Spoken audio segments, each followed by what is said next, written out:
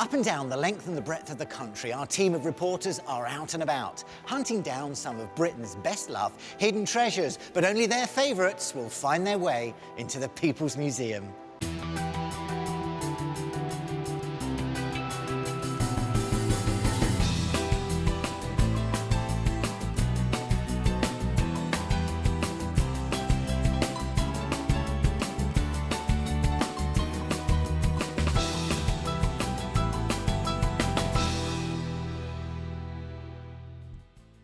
Welcome to the People's Museum, an internet museum that displays some of the best museum artefacts from all over the country and put together on display for the very first time. Our team of reporters have trawled through 80 museums all over Britain and Northern Ireland, from the smallest private galleries to the biggest national museums, in order to put together a very impressive display. So let's find out what stories we've got coming up on today's programme and which items are going to make it through to the People's Museum.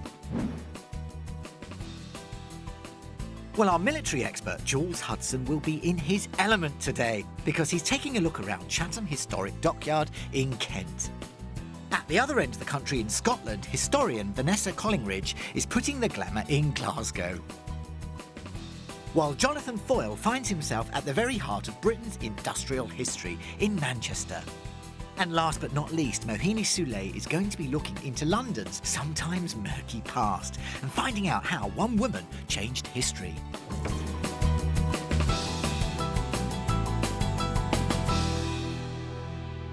Four very different items from four different museums from around the country will join the People's Museum today. And coming up with his first nomination on today's show is intrepid reporter Jules Hudson.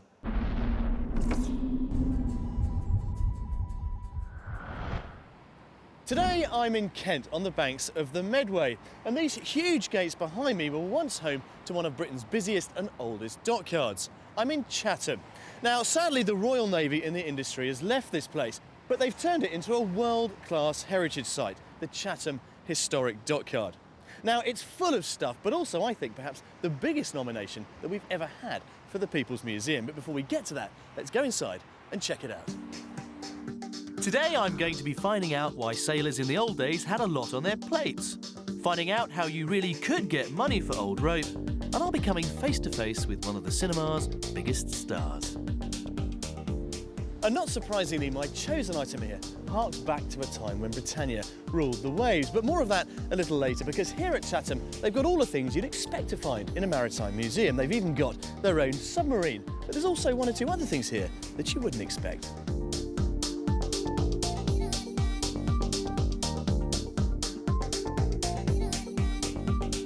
Now, do you know how many expressions we've actually gained from the Royal Navy, like swinging the lead, loose cannon, or indeed letting the cat out of the bag, taking the cat o' nine tails out of the canvas sack in which it was stored? Well, this little item here goes to the heart of one of our most famous catchphrases. But what do you think it is?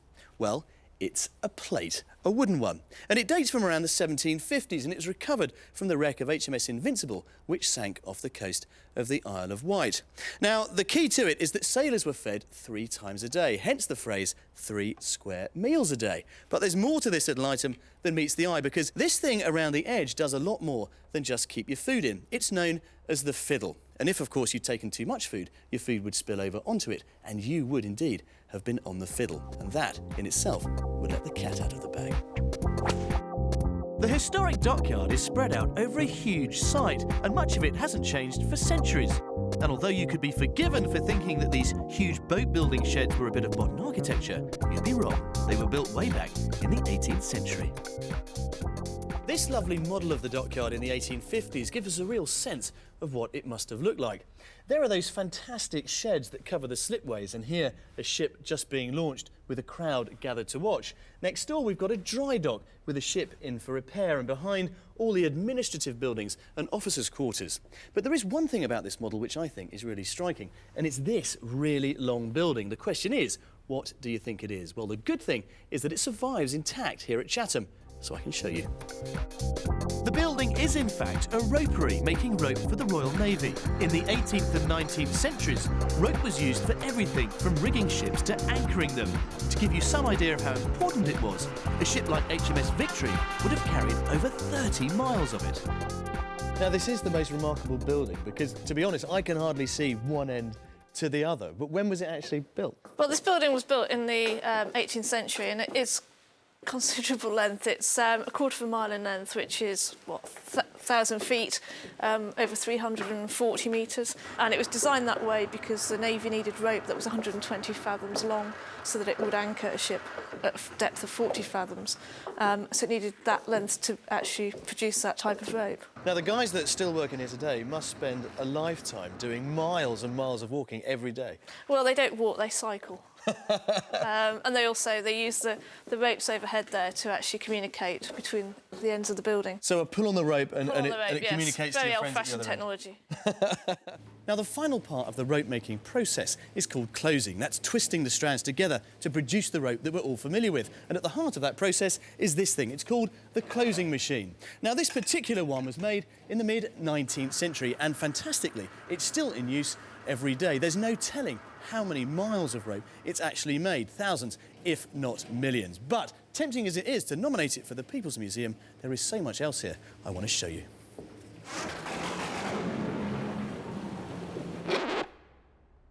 Now, ever since I've been a kid, I've been fascinated by models of ships, and I'm sure you'll agree that by any stretch of the imagination, this is a big one. And it may look familiar to you because it's none other than HMS Victory, Nelson's famous flagship.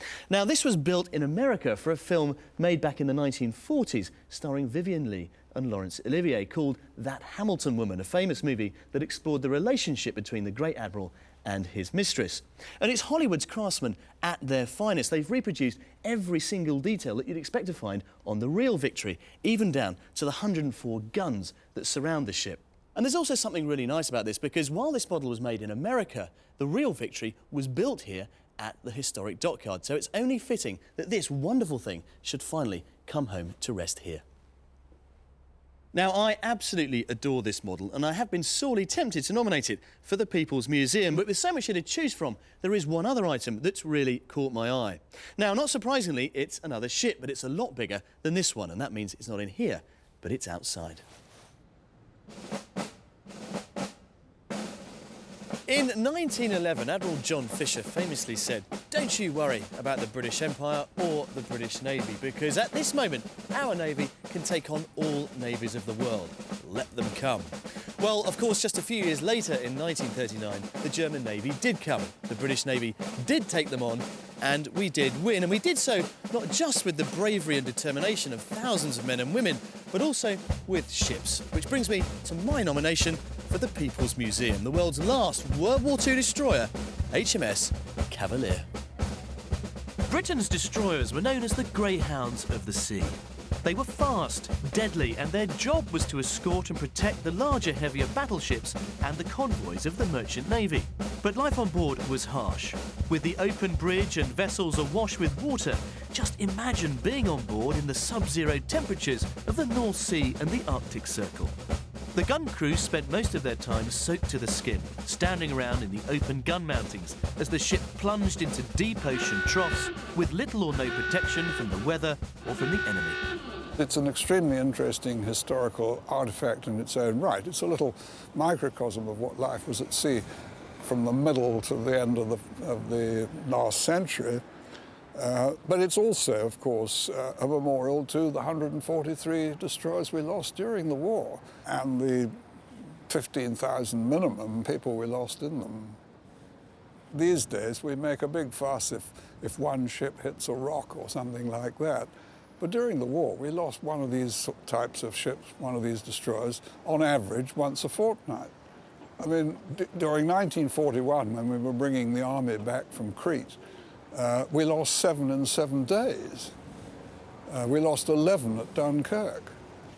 Now, if, like me, you're a fan of naval history, a visit to a ship like this conjures all kinds of emotions. There's the smell of oil and diesel, of paint and steel, and of course it is very cramped. Although we're on a ship, you might even think you're on a submarine because everything's so tight and narrow. Now, although the Cavalier was built towards the end of the war, she was pressed into service almost straight away, taking off to perhaps the toughest area of the battle at sea, the Arctic, and she picked up a much coveted Arctic battle honour. Now, the idea behind the destroyer itself was developed in Britain back in the 1880s, but as, of course, ship design and technology improved, so too did destroyers, and by the 20th century, no navy in the world was complete without its own fleet of them, and their role was absolutely vital.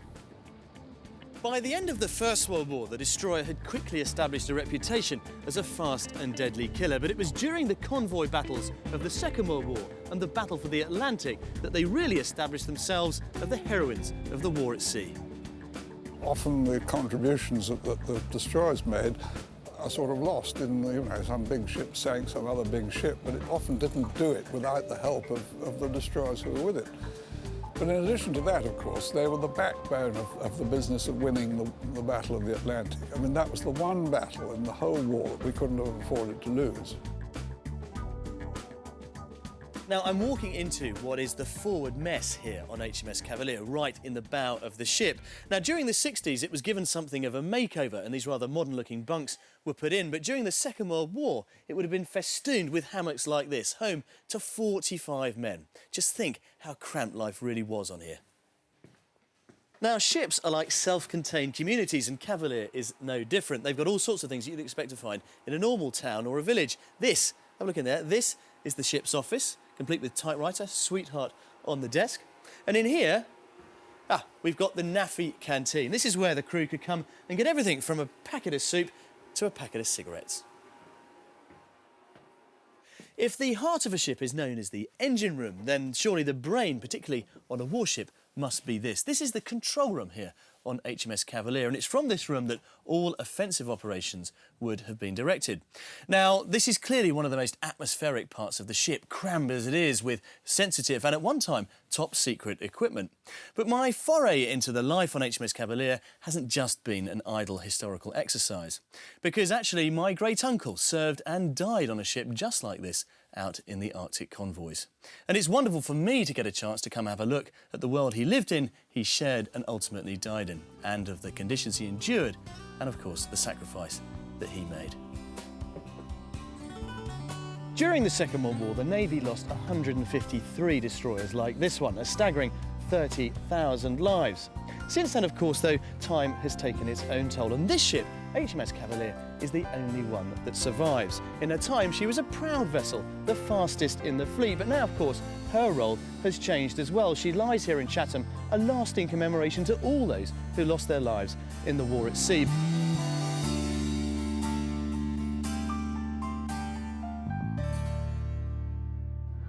Well, lucky this is a virtual museum. Otherwise, it might be hard to squeeze this one in. But Jules' nomination, HMS Cavalier, cruises its way into the People's Museum. An excellent choice. So our museum is now starting to fill up, but that doesn't matter because we can get in as many items as you like, as long as they have a good story. And someone that tells a great story is our next reporter. From Scotland, it's Vanessa Collingridge.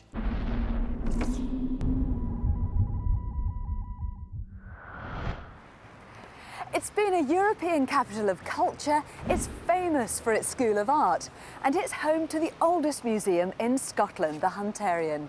Yes, my nomination for the People's Museum today comes from Glasgow. Now, the Hunterian Museum and Art Gallery is full of hidden treasures, but there's one in particular I want to show you. It's an iconic object, created not only by a truly great Glaswegian, but by a truly great Briton. But we've got plenty to see before then, including a personal part of a famous Scottish king, and the artist Whistler's tools of the trade. And my nomination for the People's Museum is guaranteed to keep you pinned to your seat. But as we're in Glasgow, what better place to start than with the Bruce? Robert the Bruce is one of Scotland's most famous and respected monarchs, chiefly because at the turn of the 14th century, he secured Scotland's sovereignty and independence from England.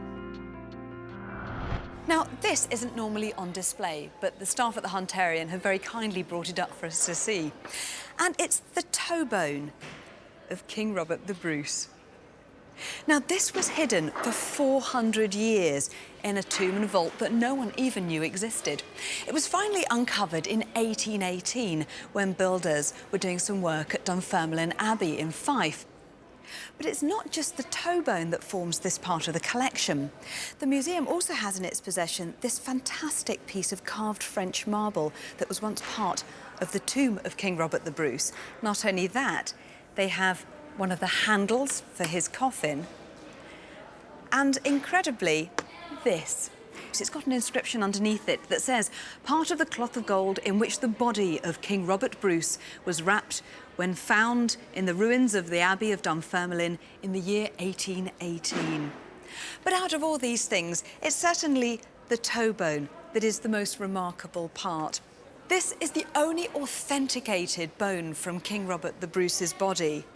And it's probably the closest I'm ever going to get to holding the toe of a monarch. And Robert the Bruce's toe bone is just one of over 1 million objects here at the Hunterian. The collection originated from William Hunter, anatomist and teacher who bequeathed his whole life's collection to Glasgow University in 1783. Now, there's much more to see here, but I must get over the road to the second building, the Hunterian Art Gallery, where there are some beautiful objects for you and a design classic. When I first came into the gallery, I was immediately struck by the absolutely huge Whistler collection. Almost a quarter of all the paintings the gallery owns are by American-born James McNeill Whistler. James McNeill Whistler's work is famous the world over. Though born in America, the name McNeill gives us a clue to his Scottish roots. He was awarded an honorary degree by Glasgow University in 1903. Here at the Hunterian, they have almost 3,000 works of art by Whistler. But I've come to see something that paints an even more intimate picture of the man himself. Just take a look at this. This is a collection of the actual palettes and paints and brushes used by Whistler during the 1800s. And it's amazing to think that he used these objects to create his world-famous art. This is one of his palettes. If I pick it up very gently to show you, you put your hand through there, and the colours were laid out in a systematic fashion. And this is one of the actual paints that he used. You can see that there are still the depressions made by his fingers as he squeezed the paint out onto his palette. But perhaps best of all are these fantastic brushes. They're long and custom made for Whistler, so he could stand well back from his canvas and paint, getting a sense of perspective as he did so. Now, these objects aren't just interesting in their own right. They really do add a very deep and fulfilling understanding of the way Whistler went about creating these world-famous pieces of art.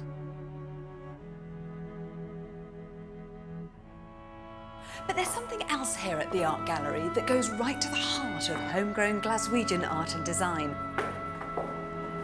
The Mackintosh House is a reconstruction of 78 South Park Avenue, Glasgow. The house belonging to Charles Rennie Mackintosh, who lived there with his wife and workmate Margaret between 1906 and 1913. Mackintosh is famous for designing the Glasgow School of Art, but he's better known as a furniture designer, and amongst this spectacular showcase of crisp, minimalist work is my nomination for the People's Museum. If there's one thing that embodies Mackintosh's definitive and instantly recognisable style, then it's without doubt this high-backed oak chair. And this is my nomination for the People's Museum. I think that this is an absolutely stunning piece of furniture. Elegant, stylish and superbly crafted. Let me take you back to the 19th century. When it came to interior design, that was all flock wallpaper, velvet curtains and heavy furniture. Mackintosh completely stripped back the fuss and the frills of the period and introduced this radical simplicity in furniture. And from that point on, interior design changed forever. Well, Mackintosh was one of the leading figures at the end of the 19th century who were architect designers. It wasn't just about building a house, it was about doing the whole interior and really creating the room as a work of art. And Mackintosh's designs were more refined, more pure than those of his contemporaries. Why do you think this chair is just so iconic? Well, it's such a wonderful combination of geometric forms. We have the oval in the back rail, and probably the most important element of it is the enlarged high back. So this halo shape would have sat above your head. And I think he also just wanted to purify, throw out the traditional historic styles and get down to a much more pared down, lean interior design. But why do you think this chair belongs in the People's Museum? Well, I think it's fascinating to see how Mackintosh's furniture in replica form is extraordinarily successful throughout the world today. It was a breakthrough piece for 20th century design, and above all, it's ours. It's designed and made in Glasgow. Charles Rennie Mackintosh's avant-garde style had huge international impact at a time when design was dominated by continental Europe. To me, this chair just says Mackintosh. It's iconic, it's simple, it's inspirational, and to me, it looks as fresh as the day it was created.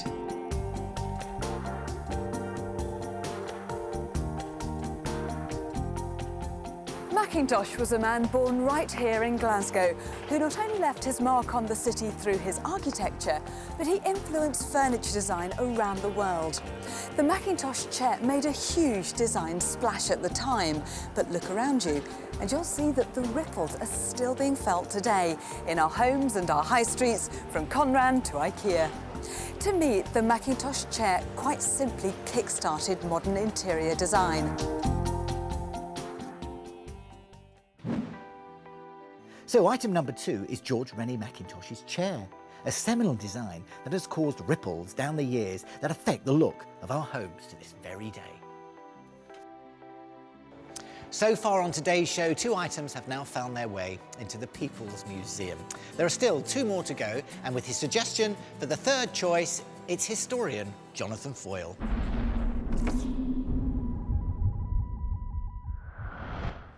Welcome to Manchester, the first industrialised city on Earth. It's got a huge story to tell about how our modern world was created over the last 2.5 centuries. A story about electricity, engineering, electronics, printing, really big issues. And to tell that story, it's got 5 immense buildings.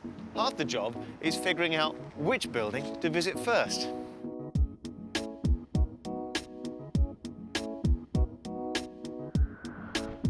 But first of all, it's chocks away as we get the chance to have a good look around a very special aeroplane. We find out what deserved the name the Chisel of Faith, and then we'll flash back to a time when electric power at home was as newfangled as today's home cinema. But I'm here at the Museum of Science and Industry for one thing and one thing only. That's to find an object so powerful it's going to turn your wheel. First off, let's reach for the skies.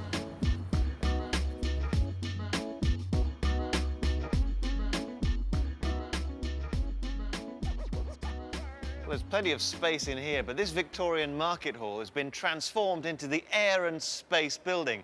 And it's packed with everything from streamlined cars to helicopters to light aircraft to this, the biggest display. It's the Avro Shackleton AEW2. It's a radar plane. It was designed in 1954 so that you could spot everything from low-flying aircraft down to submarines. It spent most of its life off the coast of Scotland with Squadron 8, and they named their planes after characters from the Magic Roundabout. This character is Dougal. Now, normally, it's closed to the public because it's fragile, but today I've got special permission to go and sit in the pilot seat, and I can't wait. Nick, this reminds me of my first driving lesson, but the controls were a lot more frightening. The controls are very basic. I mean, you have a stick here which you pull it back when you want to go up, you push it forward when you want to go down. There are 2 pedals by your feet which are attached to the rudder, And so that's when you want to go left and right, basically. So it is very little more complicated than a car. And in fact, in many ways, it's easier to, because when you're flying, you don't have to worry about traffic lights or contraflow. Or this is a development of the World War II Lancaster bomber. This particular type of aircraft, Avro Shackleton, first flew in March 1949. When it came out of service in the RAF in 1982, and they disassembled it, and it came out to Manchester by road in pieces, and then we got it into the museum, bolted it back together again, and basically finished the building around it. Two wings and a prayer, is it? Yes. How many people would you have in support? Well, directly behind me, you'll have a flight engineer. Then behind you, you've got the wireless operator and the navigator, and then you've got the positions for the radar system. They planned it so the aircraft could stay airborne for up to 24 hours. And so it is kind of self-contained in that it has its own kitchen. There are 2 bunks here, so you could do shifts. Climb into here, and 50, 60 years ago seems a very long time ago indeed. But it's a whole different experience. As much as I loved sitting in the Avro Shackleton, well, it's every boy's dream. Believe it or not, that's not the treasure I want to nominate for the People's Museum. I'm not going to tell you what that is yet. First, there's a shocking story of how electricity ended up in your home. Ruth, now rumour has it you have a chisel of faith. Is this some kind of religious icon? Unfortunately not. What we have here is a chisel and part of a cable from a very important experiment that took part in the 19th century to do with electricity and how we use electricity today. The chisel was part of an experiment that was conducted by some of the colleagues of Ferranti, and Ferranti had a major role in getting the system, the AC system, alternating current system that we use today, into the mainstream. For AC to be used, it needed a very, very high voltage cable, and this is what Ferranti designed. But there were worries about the safety, obviously, of 10,000 volts being carried through this cable, and to prove that it was safe, Ferranti had to get some of his colleagues, who were very brave, to drive a chisel into a live section of cable. And this is what we have here. So were any of them hurt in the process? It sounds crazy. When the chisel was driven into the cable, it activated the fuse, which is what was meant to have happened, and the fuse made it safe. So this is why this is so important, and why Ferranti's role is so important. In doing that, he proved that the system was safe, it meant it was more efficient, and the system we use today came to the forefront. That's a great story.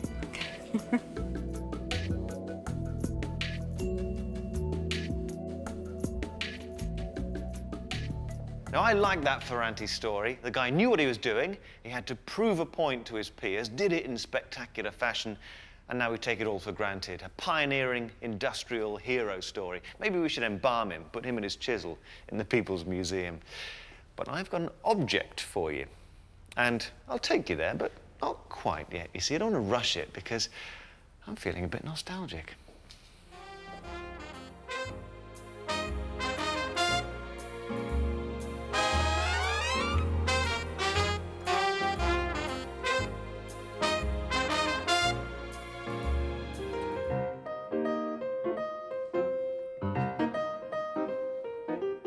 Now, I'm a big fan of the 1930s. I collect deco chrome, but I wouldn't want to put on a pair of +4s and a bowler hat. You've got to draw a line somewhere. And that's why rooms like this are great in museums, because they give you a window onto life in the past, in this case 60, 70 years ago. And it's by looking at the things you take for granted in the mod cons and the furniture that we start to see how our lives have changed. Now, what did the Industrial Revolution bring us? Well, televisions, of course, we take for granted, but look at the television in this room.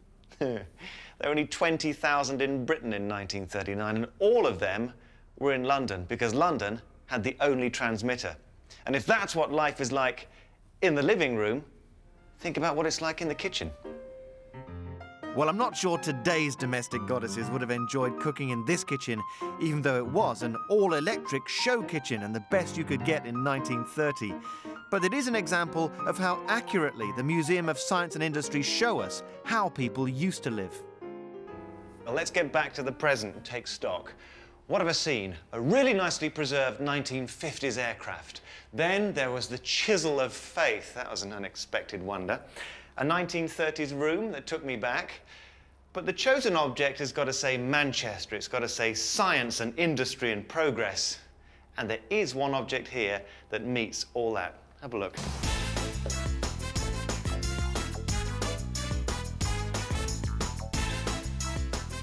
Now, Manchester's proud of its claim to be the world's first industrialised city, but it wasn't inevitable. If you'd visited in the 16th century, you'd have found a regular town. Church, marketplace, 7 or 8 streets, nothing special. But it's cotton that made the difference, and it began to be imported during the 16th century. Now, you can't grow it, of course, in England, but why it arrived in the northwest was because when you take the raw product and you card it or separate the strands, it really likes an atmosphere with a bit of damp and a bit of cool. Also helps when you're turning those strands into thread as well. So it became a place for spinning. Now, if you visited in 1783, you'd have found just one spinning mill in Manchester, owned by a man called Richard Arkwright. But if you came back in 1816, you'd have found 86 mills. That's the story behind the object I brought you here for. Doesn't look much, does it? But it's incredibly important. This was invented in 1769 by Richard Arkwright. It's called his water frame. And the point of it is to transform the world of spinning cotton yarn by hand-crank machines like the spinning jenny into industrialised production. And that would change the world. They needed a better way of spinning cotton, because up until this time, it was all hand-done in your home. So what they were trying to do is find a machine that would make things faster. So this machine, the water frame, so-called because it used a water wheel to power it rather than, hand power, spins 4 threads at once. Later machines had up to 100 spindles. So this machine's already doing 4 times the amount of work that one person can do. But the main aspect of this was it took cotton spinning away from the home and into a purpose-built building that we now recognize as a mill or factory. That's extraordinary. I still don't understand how it works. Could you show me? Well, we have a replica over here, and I can show you how it works. Yeah, please. What you do is you take cotton roving, which is this kind of thread back here, and it's run through 3 sets of rollers here in the top.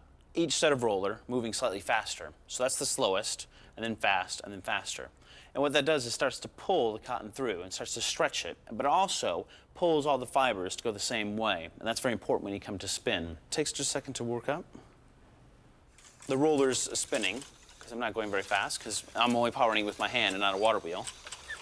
And then the thread's pulled down, and it's wound and spun at the same time onto these bobbins. When we talk about the Industrial Revolution and how it started in Britain and started in Lancashire specifically, these kind of machines were some of the first ones, and more importantly, these were installed in the mills, which were the first purpose-built textile mills in Britain, and that led to an extreme change, positive and negative, for Britain.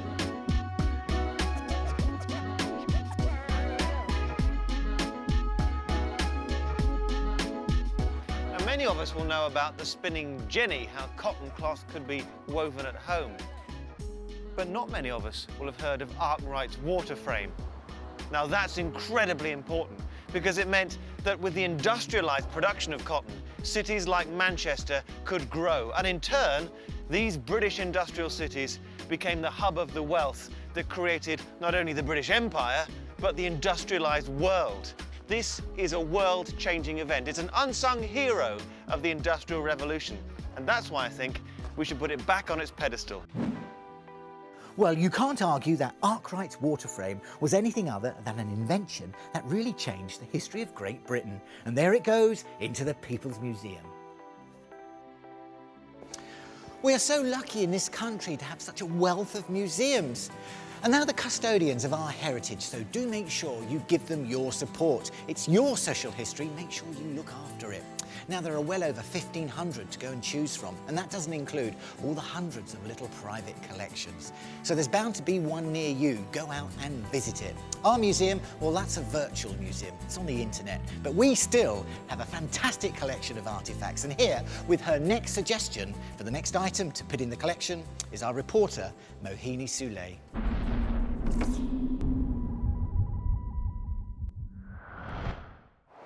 I'm in in the heart of London's financial district, quite simply known as the City.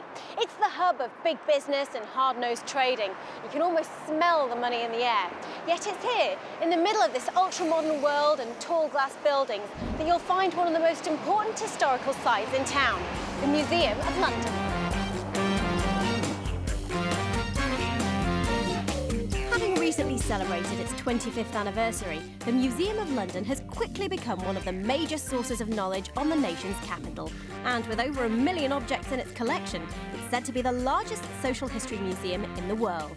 London is one of the most vibrant, happening and cosmopolitan cities on the planet, and the museum has followed its changing faces through the ages. Much of its collection has been found in and around the city itself.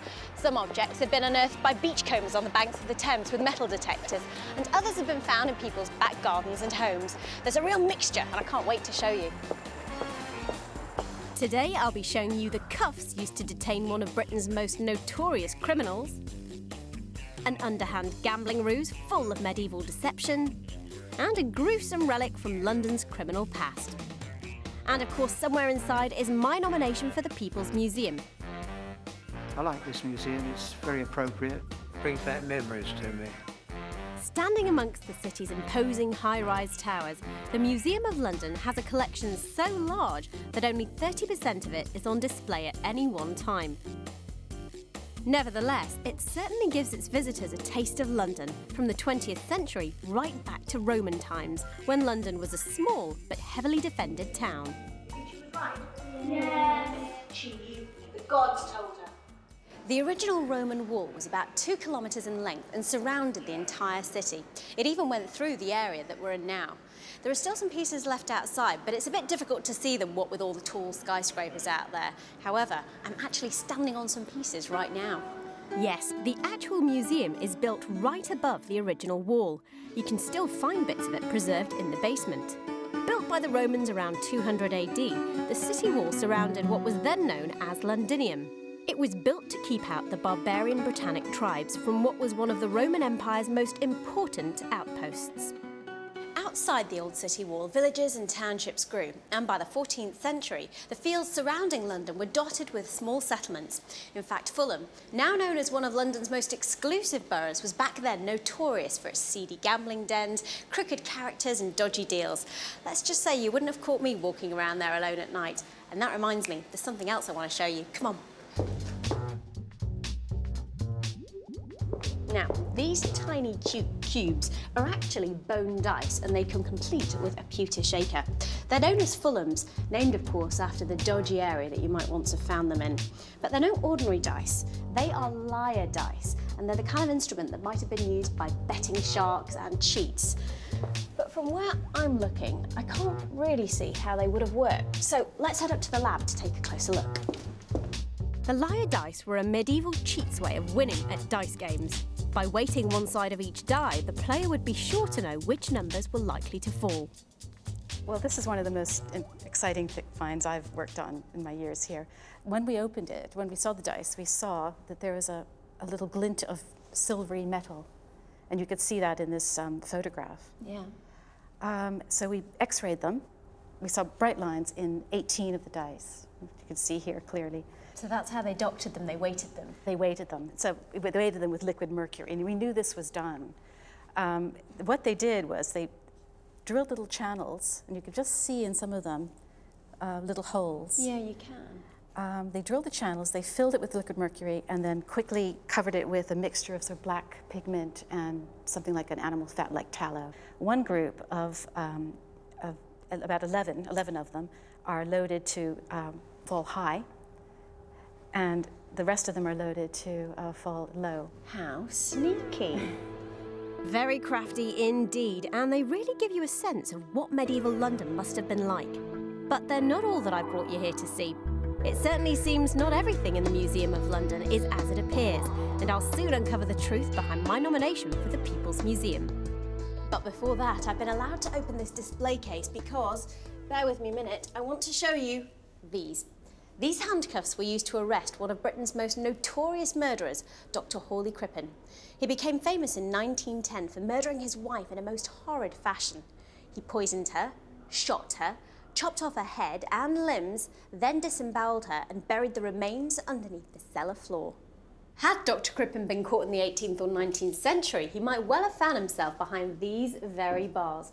They were once part of Newgate Prison, the country's main jail and a famous landmark in its day. If you were to go there now, you'd find the Old Bailey in its place, but at the time it was a massive complex full of the master criminals of the day, and once you were in, there was no way out. This is a form of punishment that certain people who came into Newgate had to suffer.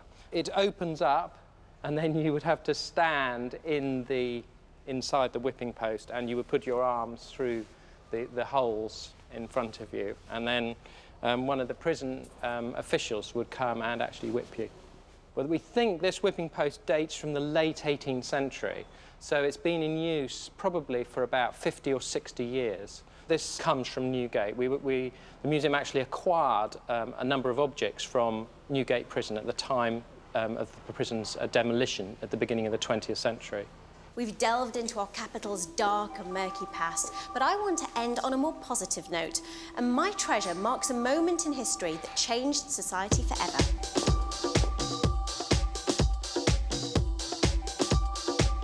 It may be small, but what it represents is huge, because this is a suffragette hunger strike medal.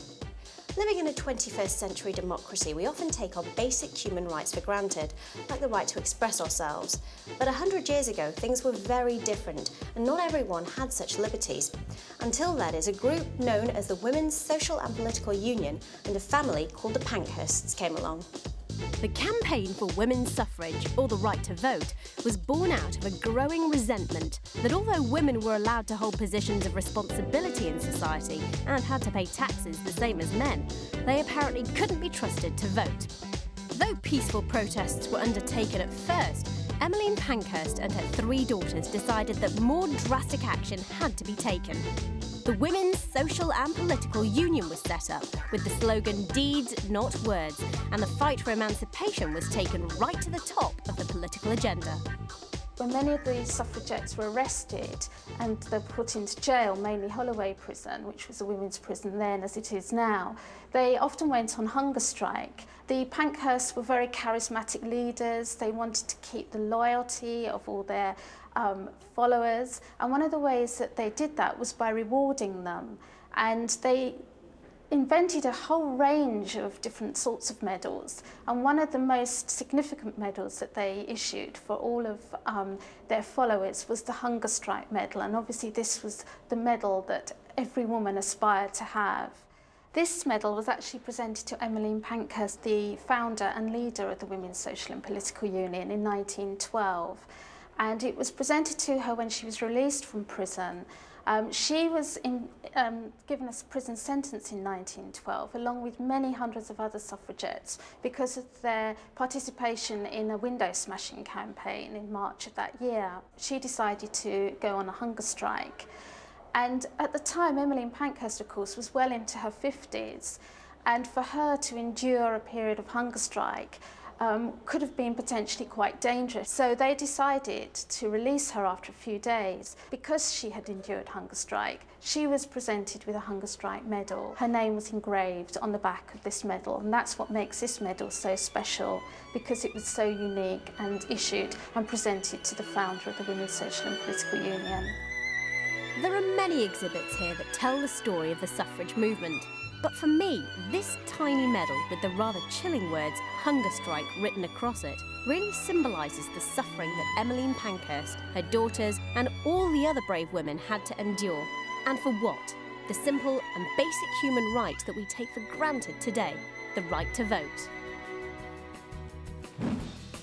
Well, that's a real biggie, the Pankhurst Medal, a very important part of women's history, and not just in this country either. Right, that's about it from me, so until the next time, it's cheerio.